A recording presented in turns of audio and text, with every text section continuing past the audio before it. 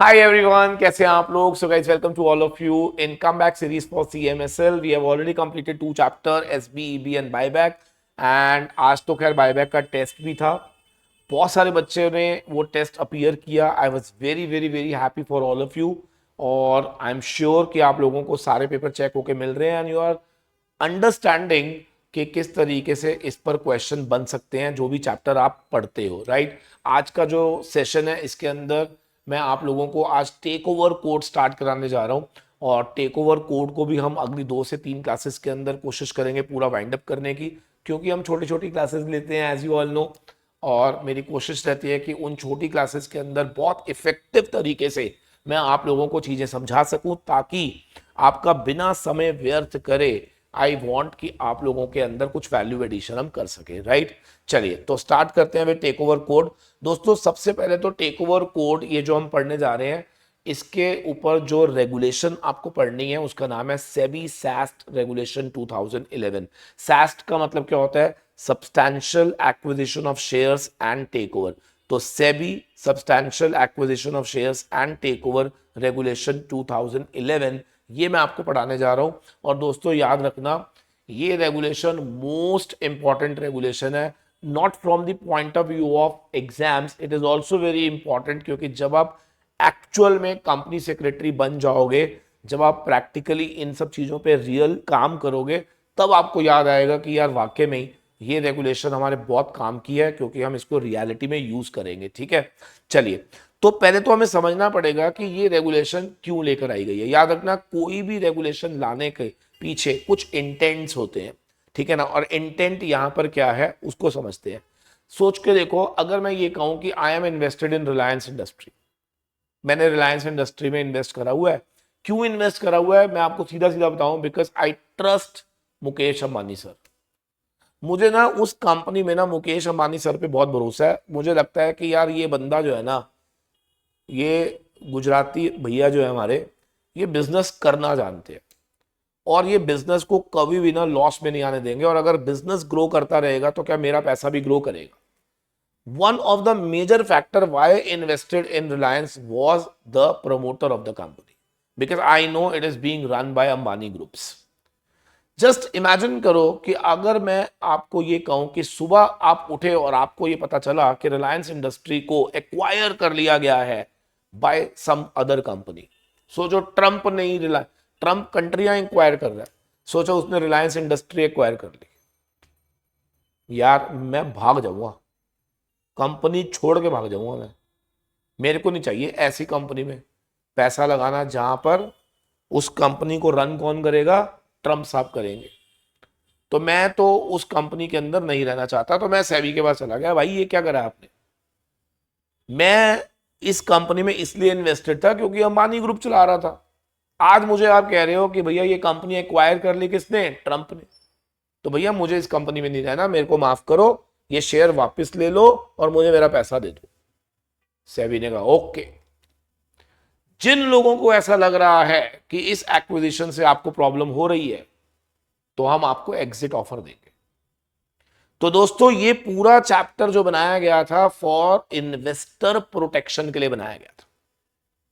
और लॉ कहता है कि भाई एक्वायरर सुन ले, ऐसे नहीं हो सकता कि तू अंदर खाते कंपनी को एक्वायर कर जाएगा.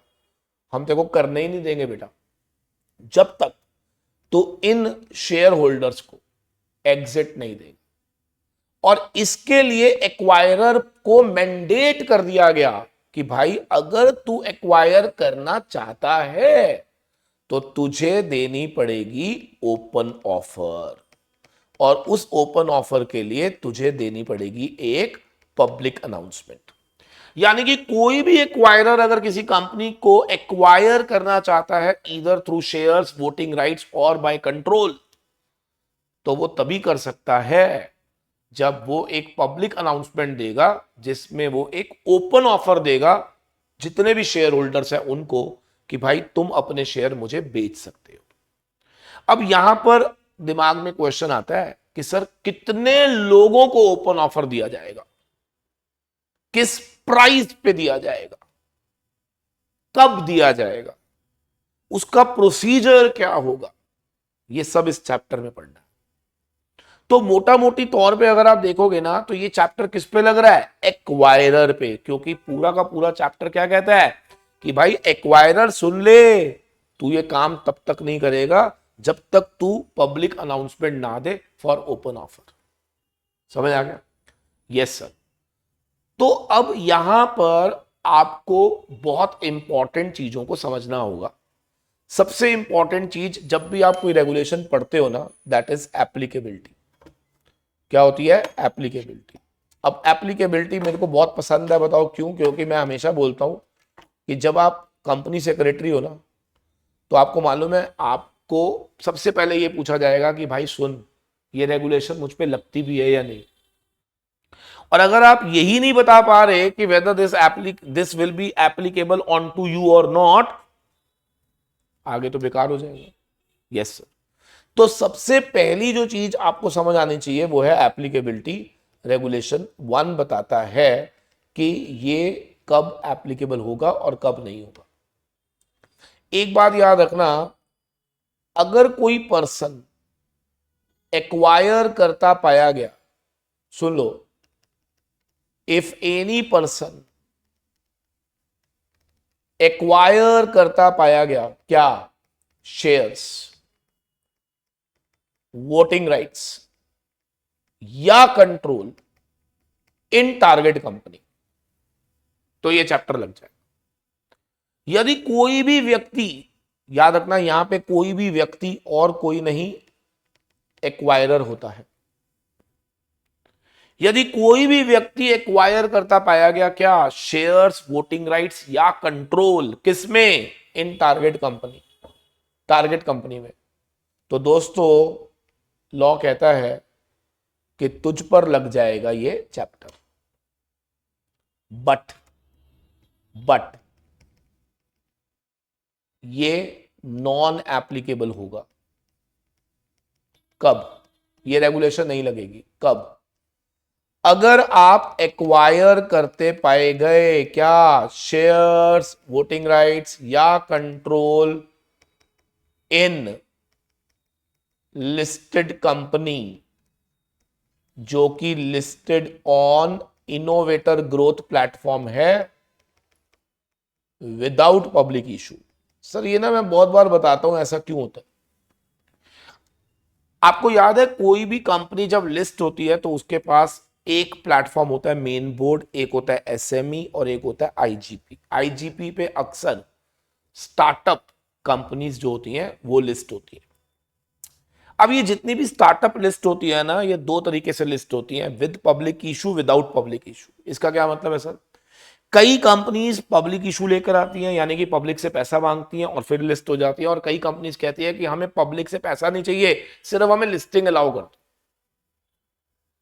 अब लॉ कहता है कि भाई जब तूने पब्लिक ऑफर लाया ही नहीं तो फिर इसमें पब्लिक शेयर होल्डर होएंगे ही नहीं, तो जब पब्लिक शेयर होल्डर होएंगे ही नहीं तो फिर एग्जिट वाली कोई बात ही नहीं है। समझ रहे ना? क्योंकि ये जो कंपनीज हैं ये आईजीपी पे सिर्फ लिस्ट होने आई थी, इन्होंने पब्लिक से पैसा नहीं मांगा।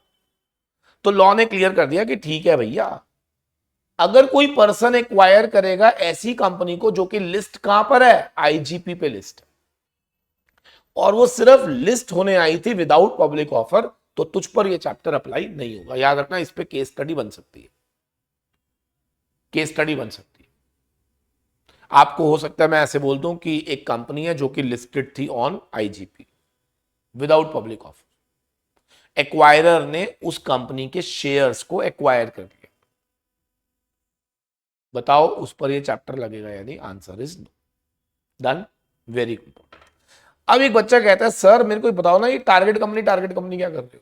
तो लिख लो, टारगेट कंपनी कौन सी होती है? लिख लो, जिसके शेयर्स जो होते हैं ना वो लिस्टेड होते हैं ऑन स्टॉक एक्सचेंजेस, और यानी कि लिस्टेड कंपनी, और इसमें इंक्लूडेड है बॉडी कॉर्पोरेट या कोई भी कॉरपोरेशन जो कि एस्टैब्लिश अंडर सेंट्रल और स्टेट लेजिस्लेशन। बच्चा कहता है क्या मतलब? देखिए कॉरपोरेशन वर्ड कब आया पता है? क्योंकि एलआईसी क्या है? कंपनी थोड़ी ना, कॉरपोरेशन। तो अगर मैं कहूं कि एलआईसी का टेक ओवर हो रहा है तो क्या LIC will be the target company? तो उसको, वो तो ना कंपनी है ना बॉडी कॉर्पोरेट है, वो किस में आती है? कॉर्पोरेशन। ठीक है ना, इसीलिए ऐसे भी लिखा गया। 3 वर्ड मैंने लिखे हैं, आपको क्या एक्वायर करें आपने? शेयर, वोटिंग राइट्स या कंट्रोल। इनमें से कुछ भी अगर आपने एक्वायर करा है तो याद रखना ये चैप्टर आप पे लग जाएगा। ठीक है सर। सर एक बात बताओ ना, कंट्रोल क्या होता है? याद रखना, कंट्रोल होते हैं राइट्स। ये वो राइट्स होते हैं जो कि एक्सरसाइज या एक्सरसाइजेबल बाय पर्संस। कंट्रोल का मतलब होता है राइट जो कि एक्सरसाइज या exercisable by the persons, by virtue of. ये जो राइट्स हमारे पास आते हैं ये कहां से आते हैं? May be because of share holding, may be because of voting rights, may be because of management rights, कहीं से भी आ सकते हैं। अगर आपके पास कहीं से भी राइट आ जाता है to appoint majority of board of directors या to control management and policy decisions, तो यह माना जाएगा कि आपके पास कंपनी का क्या है? कंट्रोल है। सोच के देखो ना, अगर किसी भी वजह से तुम्हारे पास ये राइट आ जाता है कि तुम मेजॉरिटी बोर्ड ऑफ डायरेक्टर को अपॉइंट कर सकते हो, तो भैया कंपनी को तो तुम ही कंट्रोल कर रहे हो। ठीक है सर। तो अब मैंने 3 क्वेश्चन के आंसर दे भी दिए। Applicability, non applicability, target company क्या होती है, मीनिंग ऑफ कंट्रोल क्या होता है। एक्वायरर कौन होता है सर? एक्वायरर कोई भी व्यक्ति हो सकता है, एनी पर्सन जो एक्वायर करता है क्या? शेयर्स, वोटिंग राइट्स या कंट्रोल, या तो हिमसेल्फ या थ्रू या with person acting in concert. यानी कि मैं खुद से भी कर सकता हूं, किसी के साथ भी कर सकता हूं, या किसी के थ्रू भी कर सकता हूं। बच्चा ना कई बार मेरे से पूछता है सर ये पैक होता कौन है? देखिए पैक की डेफिनेशन मैं आपको दूंगा, इसी चैप्टर में दूंगा, बट जब तक मैं नहीं बता रहा, याद रखना पैक वो लोग होते हैं जिनका ऑब्जेक्टिव सेम होता है। जो मैं चाहता हूं, अगर तेरा भी ऑब्जेक्टिव सेम है तो तू मेरी पैक की लिस्ट में आएगा, या फिर अगर तू मेरा रिलेटिव है तो भी तू मेरी पैक की लिस्ट में आएगा।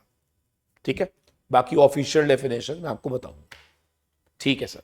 सर समझ में आ गया। ये चैप्टर ये कह रहा है कि अगर कोई पर्सन एक्वायर करता पाया गया शेयर, वोटिंग राइट या कंट्रोल, तो उस पर ये चैप्टर लग जाएगा और उसको पब्लिक अनाउंसमेंट देनी पड़ेगी फॉर ओपन ऑफर। अब एक क्वेश्चन आया, ध्यान से सुनना दोस्तों। यहां पर जब मैं बोलता हूं ओपन ऑफर, तो याद रखना ओपन ऑफर 4 तरह की होती है। एक होती है कंपल्सरी ओपन ऑफर, एक होती है वॉलंटरी ओपन ऑफर, एक होती है कंडीशनल ओपन ऑफर, एक होती है कंपीटिंग ओपन ऑफर। 4 तरह की ओपन ऑफर्स होती है। कितने तरह की? 4 तरह। Compulsory open offer regulation 3 and regulation 4 में आती है। वॉलंटरी ओपन ऑफर रेगुलेशन 6 में आती है, कंडीशनल 19 में आती है, कंपीटिंग 20 में आती है। सबका मीनिंग समझाऊंगा, बहुत डिटेल में बताऊंगा, टेंशन वाली कोई बात ही नहीं है। ठीक है, ठीक है सर। सर कंपल्सरी में 2 क्यों है, 1 क्यों नहीं? लॉजिक बताता हूं। अगर आप एक्वायर कर रहे हो शेयर्स या वोटिंग राइट्स तो आपके ऊपर ओपन ऑफर 3 से आएगी, और अगर आप कंट्रोल एक्वायर कर रहे हो तो आपके ऊपर ओपन ऑफर 4 से आएगी। ठीक है, ठीक है सर। सवाल यहां पर यह है कि ओपन ऑफर देनी कितनी है, यानी कि कितने लोगों को एग्जिट देना है। तो sir size of open offer regulation 7 बताता है। अगर आप मुझे कि सर ओपन ऑफर जो देनी है उसका प्राइस क्या होगा, तो याद रखना ये रेगुलेशन 8 बताएगा। सर ओपन ऑफर देने का मोड क्या होगा, मतलब हमें देना कैसे है पैसा, मोड ऑफ कंसिडरेशन रेगुलेशन 9 बताएगा। ठीक है, और ओपन ऑफर का प्रोसीजर क्या है, क्या ये रेगुलेशन 10 ऑनवर्ड हम सीखेंगे। हालांकि 10 ऑनवर्ड तो नहीं, 12 बोलना, 12 ऑनवर्ड। सर याद रखना, एक्चुअली में ना रेगुलेशन 10 और 11 को हम बोलते हैं एग्जम्पशंस। एग्जम्पशंस का मतलब होता है कि अगर आप रेगुलेशन 10 और 11 में आ जाते हो तो आपके ऊपर ये चैप्टर नहीं लगेगा, आप एग्जम्प्टेड हो फ्रॉम ओपन ऑफर। यानी कि कुछ केसेस में लॉ आपको एग्जम्प्ट कर देता है कि आपके ऊपर ये चैप्टर अप्लाई नहीं होगा अगर आप रेगुलेशन 10 और 11 में आ रहे हो तो। डन, ठीक है सर। और 12 ऑनवर्ड आपको क्या लगाएंगे, प्रोसीजर, कि ओपन ऑफर देते कैसे हैं, तो that will be given you in regulation 12 onward. तो इस तरह से ये चैप्टर चलेगा। तो यानी कि सर इसका मतलब अगर मैं देखूं तो मोटा मोटी तौर पे आप ये कह रहे हो कि ये chapter is all about how to give open offer, how much open offer देना है, कब देना है, कितना देना है, प्रोसीजर पार्ट क्या है, से देना है। तो ये सारी बातें हमने इस चैप्टर में पढ़नी है। ओपन ऑफर एक्चुअली में एक एग्जिट ऑफर की तरह होता है।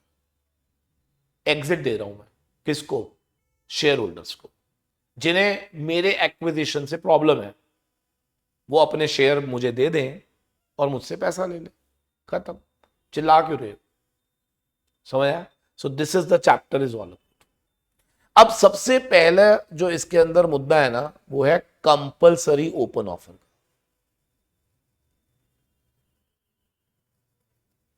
देखिए कंपलसरी ओपन ऑफर क्या होती है,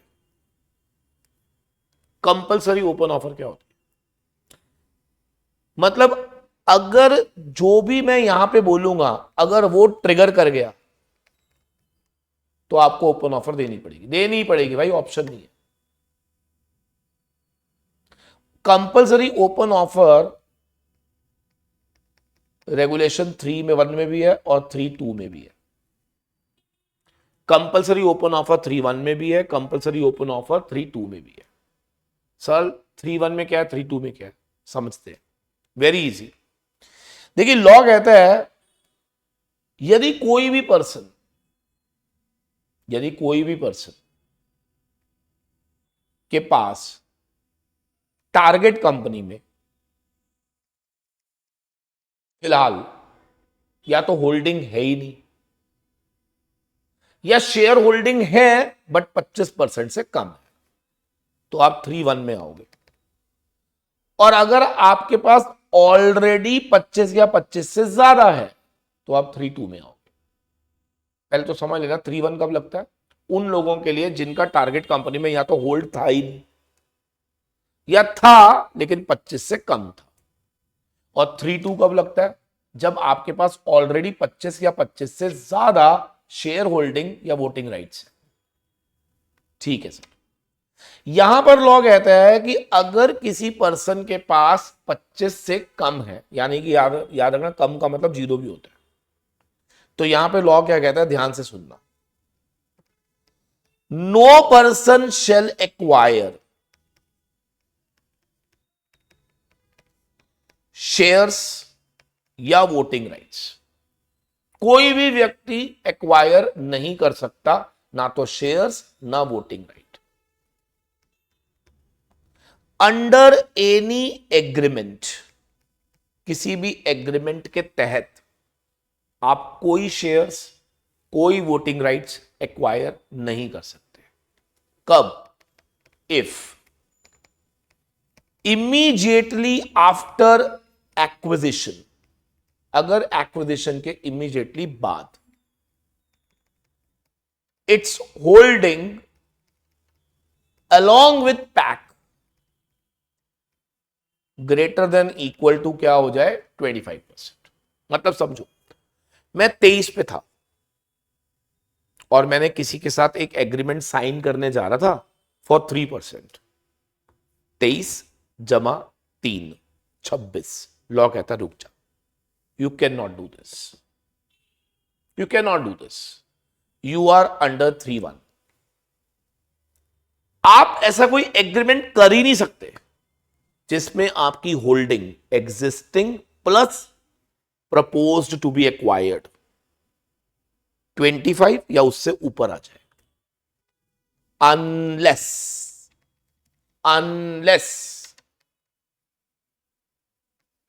acquirer make public announcement for open offer. जब तक तू ओपन ऑफर की एक पब्लिक अनाउंसमेंट नहीं कर देता of 26% of the total share holding of the target company, यानी कि टारगेट कंपनी के टोटल शेयर होल्डिंग के 26% को तुझे एग्जिट देना पड़ेगा। उसके लिए तुझे एक पब्लिक अनाउंसमेंट करनी पड़ेगी, यानी कि पहले पब्लिक अनाउंसमेंट कर, बाद में उसको एक्वायर करना, याद रखना। यानी कि आप एक्वायर ही नहीं कर सकते, एग्रीमेंट कर लो, एक्वायर मत करना जब तक आप ये पब्लिक अनाउंसमेंट ना दो। समझ आ गया? तो मुझे तो ट्रिगर कब होगा? अगर मेरी existing plus propose to be acquire जो एग्रीमेंट के अंदर आ रही थी, अगर वो 25 या 25 से ऊपर चली गई तो क्या मेरे पे 3-1 ट्रिगर हो जाएगा और वो मुझे बोलेगा ना मत करियो। अगर करेगा तो पकड़ लेंगे तेरी गर्दन को, मत करियो जब तक तू पब्लिक अनाउंस। तो इसका मतलब पहले पब्लिक अनाउंसमेंट, बाद में यहां पर बात करना। समझ आ गया? जितने लोग 25 या 25 से ऊपर हैं उनको लॉ ने क्या कहा पता है? अगेन क्या बोला इनके लिए? No person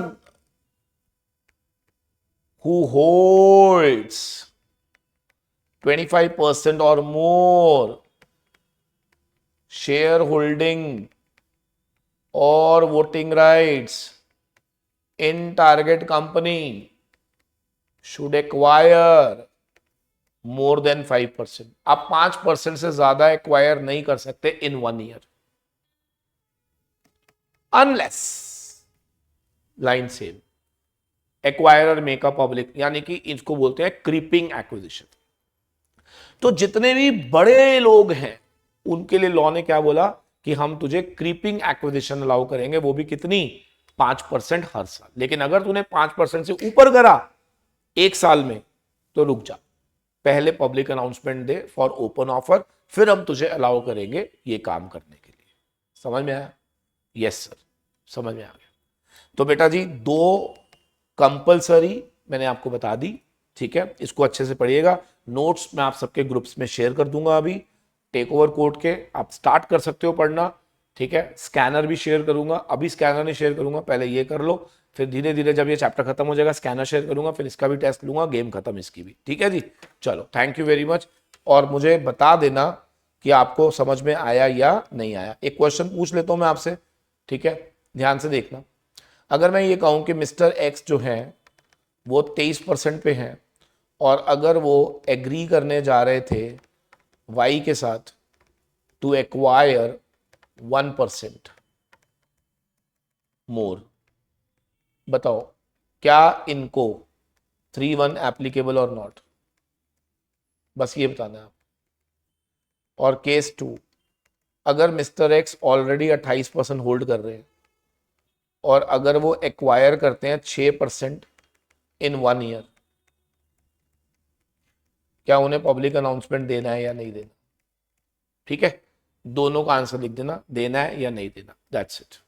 okay, thank you very much. मिलते हैं आपसे कल और आगे बढ़ेंगे और फिर उसको समझेंगे। ठीक है?